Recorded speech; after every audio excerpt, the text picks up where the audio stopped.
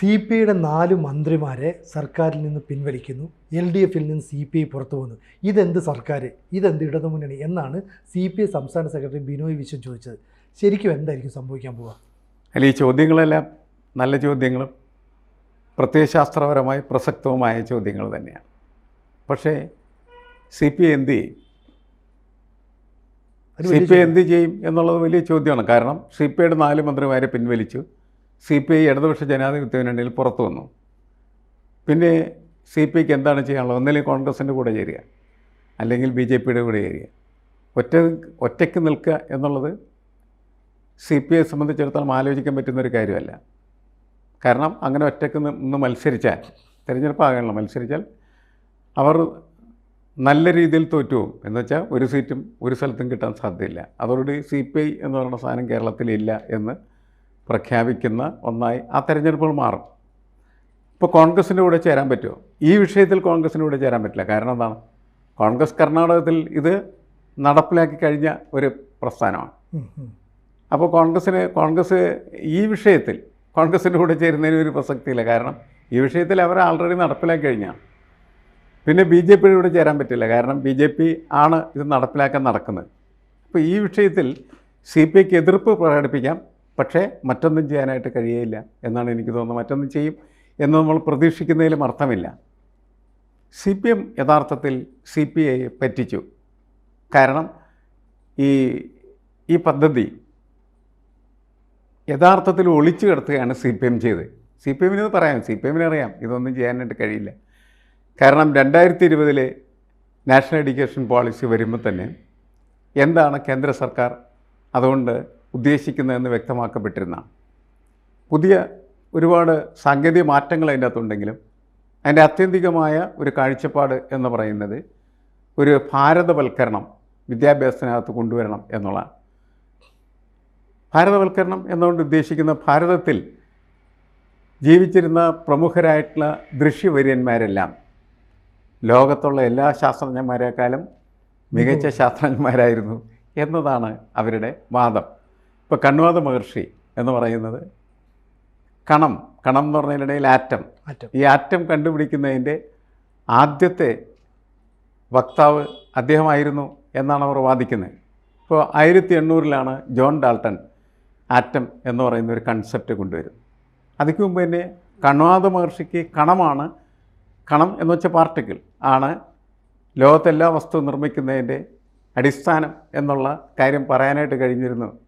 പക്ഷേ അദ്ദേഹത്തിന് ശാസ്ത്രീയമായി തെളിയിക്കാനോ മുന്നോട്ട് പോകാനോ കഴിഞ്ഞിരുന്നില്ല. അതുകൊണ്ടാണ് ജോൺ ഡാൾട്ടൺ ഈ അറ്റോമിക് സിദ്ധാന്തത്തിൻ്റെ വക്താവായിട്ട് വരുന്നത്. പിന്നീട് അതിൻ്റെ ലേറ്റർ ഡെവലപ്മെൻറ്റ്സ് മുഴുവൻ നടന്നിട്ടുള്ളത് പാശ്ചാത്യ രാജ്യങ്ങളിൽ തന്നെയാണ്, ഭാരതത്തിലല്ല. പക്ഷേ നമ്മളാണ് നിർവഹിക്കുന്നത് എന്ന് പറയുന്നത് മണ്ടത്തരമാണ് ശരിക്കും പറഞ്ഞാൽ. കാരണം ശാസ്ത്രത്തിൽ നിന്ന് നമുക്കങ്ങനെ ചിന്തിക്കാനായിട്ട് കഴിയും.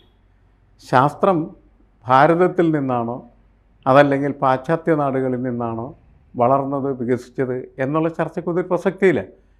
ശാസ്ത്രത്തിൻ്റെ ഒരു വഴിയുണ്ട്. അത് ഇന്ന സ്ഥലത്ത് നിന്ന് തുടർന്നു വന്നു എന്നൊന്നും നമുക്ക് പറയാനായിട്ട് പറ്റില്ല. കാരണം നമ്മുടെ ഒരു ഭൗതിക നമ്മൾ ജീവിക്കുന്നത് ഭൗതിക ലോകത്താണ്. ഈ ഫിസിക്കൽ വേൾഡിൽ ജീവിക്കുമ്പോൾ അതിൻ്റെ ഒരു ബേസിക് എന്ന് പറയുന്നത് എങ്ങനെ ഈ പ്രപഞ്ചമുണ്ടായി, എങ്ങനെയാണ് അതെല്ലാം വളർന്ന് വികസിച്ചത്, ഇന്ന് നമ്മൾ കാണുന്ന സാങ്കേതികമായ മാറ്റങ്ങളും സാങ്കേതികമായ സാധ്യതകളും എങ്ങനെയാണെന്ന് ലോകത്ത് വന്നു എന്നുള്ളത് ഓരോ ഇടങ്ങളിൽ ഇരുന്ന് ഓരോരോ മനുഷ്യൻ ചിന്തിക്കുകയും പ്രവർത്തിക്കുകയും പരീക്ഷണങ്ങൾ നടത്തുകയും ഒക്കെ ചെയ്തതിൻ്റെ അടിസ്ഥാനത്തിൽ രൂപപ്പെട്ടു വന്നതാണ്. അതിൽ ആരുടെയും മഹത്വം പറയേണ്ട കാര്യമില്ല, മനുഷ്യൻ്റെ മഹത്വമേ പറയേണ്ട കാര്യമുള്ളൂ. അത് ഭാരതത്തിൻ്റെ മഹത്വമാണെന്നോ പാശ്ചാത്യരുടെ മഹത്വമാണെന്ന് പറയുന്നതിൽ ഒരർത്ഥമില്ല എന്നാണ് എനിക്ക് തോന്നുന്നത്. പക്ഷേ ഇപ്പോൾ ഈ BJP ഇപ്പോൾ മുന്നോട്ട് വെച്ചൊരു ആശയത്തിൽ നമുക്ക് മനസ്സിലാകുന്നത്, ഇപ്പോൾ മുഗൾ സാമ്രാജ്യത്തെക്കുറിച്ച് നമ്മൾ പഠിക്കുന്നു, മുഗൾ വംശത്തിലെ രാജാക്കന്മാരെ കുറിച്ച് പഠിക്കും. എന്തുകൊണ്ട് ഹൈന്ദവ വംശത്തിൽപ്പെട്ട രാജാക്കന്മാരെ കുറിച്ച് നമ്മൾ പഠിക്കുന്നില്ല? ഈ ഗുപ്തവംശം അല്ലെങ്കിൽ ആര്യവംശം അങ്ങനെയൊക്കെ കുറേ വംശങ്ങളുണ്ട്, അതിനെയൊക്കെ സൈഡ് ലൈൻ ചെയ്തു. അത് കോൺഗ്രസിൻ്റെ വിദ്യാഭ്യാസ നയമാണ്. ഇനി അത് വേണ്ട, നമ്മുടെ രാജ്യത്തിൻ്റെ അല്ലെങ്കിൽ ഭാരതത്തിൻ്റെ സംസ്കാരത്തിൽ ഊന്നിയുള്ള വംശത്തെക്കുറിച്ചൊക്കെ പഠിക്കണം. അപ്പോൾ ഇത്തരത്തിലുള്ള നയമാണെന്ന് അറിയുകയും ചെയ്യാം. എങ്കിൽ ഇത്തരത്തിലുള്ള ഈ PM ശ്രീ പദ്ധതി നടപ്പാക്കുമ്പോൾ നമ്മൾ അവരുടെ നിന്ന് പൈസ മേടിക്കാൻ വേണ്ടിയിട്ടാണ്. പക്ഷേ അധ്യാപകരെല്ലാം നമ്മുടെ അല്ലേ, പഠിപ്പിക്കുന്നത് നമ്മളല്ലേ, അതുകൊണ്ട് ഇതൊന്നും നമ്മൾ പഠിപ്പിക്കില്ല. ഈ ഒരു മണ്ടത്തരമാണ് CPM നേതാക്കൾ ജനങ്ങളുടെ മേൽ പറഞ്ഞ് ഫലിപ്പിക്കാൻ ശ്രമിക്കുന്നത്. എത്ര കാലം വിജയിക്കുന്നത്? അല്ല, CPM അങ്ങനെ സംസാരിക്കുമ്പോൾ തന്നെ അവരെത്രമാത്രം അബദ്ധജടിലമായിട്ടുള്ള സംഭാഷണമാണ് നടത്തുന്നത് എന്ന് അവരും അത് കേൾക്കുന്നവരും തിരിച്ചറിയുന്നില്ലേ? കാരണം നമ്മൾ ക്ലാസ് മുറികളിലെ കരിക്കുലം നിശ്ചയിച്ച് കഴിഞ്ഞാൽ നമുക്കൊരു സിലബസ് ഉണ്ടാകും. നമ്മൾ പഠിപ്പിക്കാൻ പോകുന്നൊരു അധ്യാപകനാണെങ്കിൽ ആ സിലബസ് വെച്ച് പഠിപ്പിക്കാൻ പറ്റുള്ളൂ.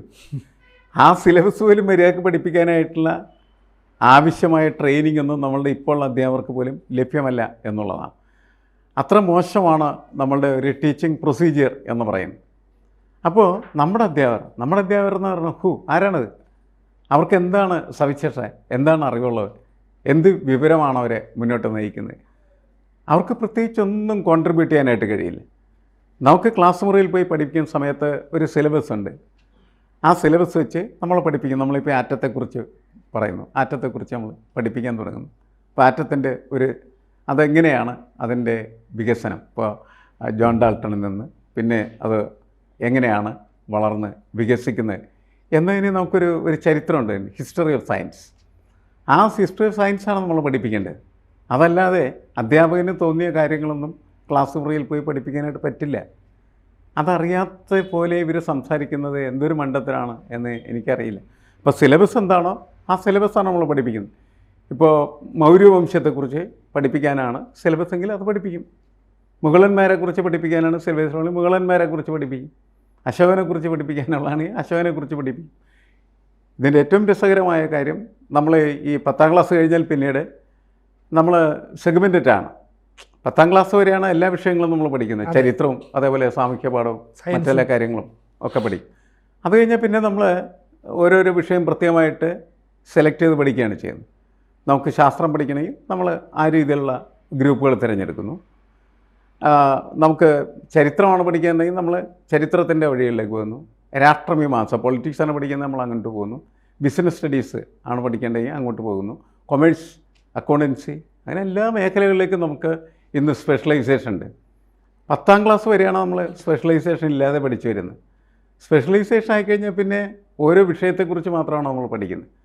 അപ്പോൾ ഇതിനൊന്നും ഒരു പ്രസക്തിയുമില്ല. ഈ 10ാം ക്ലാസ് വരെയും പഠിപ്പിക്കുന്ന കാര്യങ്ങളെന്ന് പറഞ്ഞാൽ വിദ്യാർത്ഥിയുടെ പൊതുബോധത്തെ വളർത്തി വികസിപ്പിക്കുന്നതിന് സഹായകരമായിട്ടുള്ള രീതിയിൽ നമ്മുടെ രാഷ്ട്രത്തിൻ്റെയും ലോകത്തിൻ്റെയും ചരിത്രവും അതേപോലെ തന്നെ അതിൻ്റെ സാമൂഹ്യ പാഠങ്ങളും രാഷ്ട്രമീമാംസയും മാനവികതയും ഒക്കെ പഠിപ്പിക്കും. അതൊരു ജനറൽ സ്റ്റഡി മാത്രമാണ്. അപ്പോൾ ഇതാണ് നടത്താൻ പോകുന്നതെന്ന് അറിയാമെങ്കിൽ CPI ഇപ്പോൾ ഈ ഇടങ്കോലിട്ടാലുള്ള പ്രശ്നം, ഇടതു മുന്നണിയിൽ അവർ പുറത്തേക്ക് പോവുക. ഈ ഇടതുമുന്നണിയിൽ നിന്ന് പുറത്തേക്ക് പോകുന്ന CPI എവിടെ പോയി ലയിക്കും? കോൺഗ്രസിനൊപ്പം അല്ല, CPIക്ക് പോയി നിൽക്കാൻ ഇടമില്ല. ഞാൻ പറഞ്ഞ ഈ വിഷയത്തിൽ അല്ലാതെ വേണമെങ്കിൽ തർക്കിച്ച് അവർക്ക് പുറത്തു വരികയും കോൺഗ്രസിൻ്റെ കൂടെ ചേരുന്നതിനും കുഴപ്പമില്ലാത്തായിരുന്നു. ഈ വിഷയത്തിൽ പക്ഷേ കോൺഗ്രസിൻ്റെ കൂടെ ചേരാൻ കഴിയില്ല. കോൺഗ്രസ് ആൾറെഡി ഈ പദ്ധതി നടപ്പിലാക്കി കഴിഞ്ഞ ഒരു പ്രസ്ഥാനമാണ്. കേരളത്തിൽ അവരെന്തെങ്കിലും വർത്തമാനം പറയുന്നുണ്ടെങ്കിൽ അതവരുടെ ഇരട്ടത്താപ്പ്, ഡബിൾ സ്പീക്ക് മാത്രമാണ്. അതെല്ലാവർക്കും അറിയാവുന്ന കാര്യമാണ്.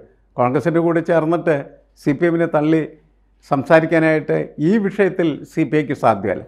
വേണമെങ്കിൽ CPIക്ക് ഒറ്റയ്ക്ക് സ്റ്റാൻഡ് എടുക്കുക. ഇതിനകത്ത് CPIക്ക് ഒരു കാര്യം ഇതാണ്, ഇങ്ങനെ ഈ കാര്യങ്ങൾ ചെയ്യുന്നത് ശരിയല്ല എന്ന് പറയുക. അത് മാത്രമേ ചെയ്യാൻ കഴിയുള്ളൂ. അതിനപ്പുറത്ത് അവർക്കൊരു സാധ്യത, ഒരു പോസിബിലിറ്റി ഇല്ല എന്നാണ് ഞാൻ മനസ്സിലാക്കുന്നത്. പിന്നെ മറ്റൊരു കാര്യം, നമ്മൾ ഈ വിദ്യാഭ്യാസത്തെക്കുറിച്ച് സംസാരിക്കുന്ന സമയത്ത് വിദ്യാഭ്യാസം വരുന്നത് കൺകറന്റ് ലിസ്റ്റിലാണ്. നമ്മളുടെ ഒരു ക്വാസി ഫെഡറൽ സ്റ്റേറ്റാണ്, അർദ്ധ ഫെഡറൽ സംവിധാനത്തിൽ പ്രവർത്തിക്കുന്നത്. സംസ്ഥാനങ്ങൾക്ക് സംസ്ഥാനങ്ങളുടെ അധികാരമുണ്ട്, കേന്ദ്രത്തിന് കേന്ദ്രത്തിൻ്റെ അധികാരമുണ്ട്. ചില കാര്യങ്ങളിൽ കേന്ദ്രത്തിനും സംസ്ഥാനത്തിനും ഒരേപോലെ അധികാരമുണ്ട്. അതുകൊണ്ടാണ് 3 ലിസ്റ്റുകൾ വരുന്നത്: state list, central list, concurrent list. വിദ്യാഭ്യാസം കൺകറന്റ് ലിസ്റ്റിലാണ്. കൺകറന്റ് ലിസ്റ്റിൽ വരുന്നതായിട്ടുള്ള വിഷയങ്ങൾ സംസ്ഥാനവും അതേപോലെ തന്നെ കേന്ദ്രവും ഒരേപോലെ ഇടപെടുന്ന ഒരു സ്ഥലമാണ്. അപ്പോൾ ഇവിടെ ഈ സംഘർഷം ഏത് സമയത്തും ഉണ്ടാകാം. BJP ആത്യന്തികമായിട്ട് ആഗ്രഹിക്കുന്നത് BJPയുടെ ഒരു സാംസ്കാരിക പഠനം അല്ലെങ്കിൽ RSSൻ്റെ സാംസ്കാരിക പഠനം പൊതുവായിട്ടുള്ള സാംസ്കാരിക പഠനമായിട്ട് ഇന്ത്യയിലെ കുട്ടികളൊക്കെ പഠിക്കട്ടെ എന്നുള്ളതാണ് അവരുടെ കാഴ്ചപ്പാട്. അവർ കേന്ദ്രത്തിൽ ഭരിക്കുന്നിടത്തോളം കാലം അവരത് ചെയ്തുകൊണ്ടേയിരിക്കും. അപ്പോൾ അതിനെങ്ങനെയാണ് പ്രതിരോധിക്കേണ്ടത്, ഏത് രീതിയിലാണ് അതിനെ തടയിടേണ്ടത് എന്ന് ചിന്തിക്കുകയും പ്രവർത്തിക്കുകയും ചെയ്യുന്നത് രാഷ്ട്രീയമായി ഓരോരോ പാർട്ടികളും പ്രത്യയശാസ്ത്രപരമായി അവരെടുക്കുന്ന നിലപാടിൻ്റെ അടിസ്ഥാനത്തിൽ ഇപ്പോൾ ഇടതുപക്ഷം സ്വാഭാവികമായിട്ട് ഇതിനെ എതിർക്കുന്ന നിലപാടെടുക്കുന്ന ഒരു പ്രസ്ഥാനമാണ് എന്നുള്ളതിൻ്റെ പേരിൽ ആ എതിർപ്പ് നിലനിർത്തി എങ്ങനെ ഭരണനിർവഹണം ഗവേണൻസ് ഉണ്ടല്ലേ ഇതിനെടുക്കും.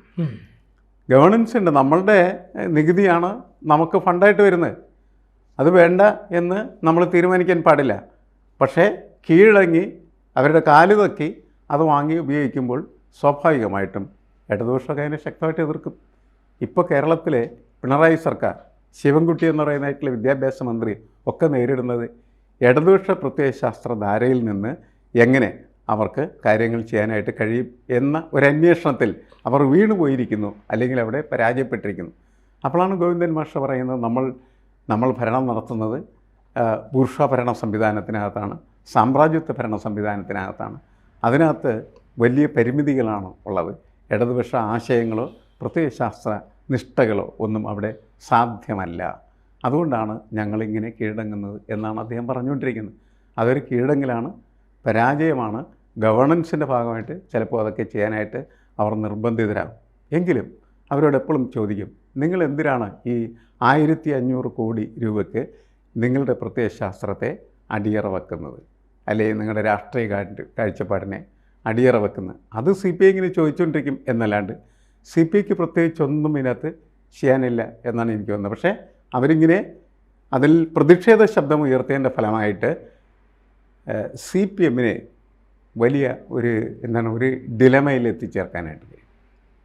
ചുരുക്കം പറഞ്ഞാൽ BJPയോട് ഇടത് സർക്കാർ BJPയോട് കീഴടക്കി എന്ന് വേണമെങ്കിൽ പറയാം. അല്ല, ഇടതുപക്ഷം എന്ന് പറയുന്നതിന് BJP കേന്ദ്രം ഭരിക്കുന്നിടത്തോളം കാലം അവർക്ക് കീഴടങ്ങി തന്നെ മുന്നോട്ട് പോകാനായിട്ട് പറ്റുകയുള്ളൂ എന്ന് ഒട്ടുമിക്ക കാര്യങ്ങളിങ്ങനെ തെളിയിച്ചുകൊണ്ടിരിക്കുകയാണ്. പക്ഷേ അവരായിട്ട് എന്ത് ചെയ്യാം, സംഘർഷത്തിലേർപ്പെടാം എന്നതല്ലാതെ വിജയം നേടുക എന്ന് പറയുന്നത് ബുദ്ധിമുട്ടേറിയ ഒരു കാര്യമാണ്. പ്രതിരോധിച്ച് നിൽക്കാൻ പറ്റുന്നിടത്തോളം നിൽക്കുക, അല്ലാത്ത സമയത്ത് വീഴുക.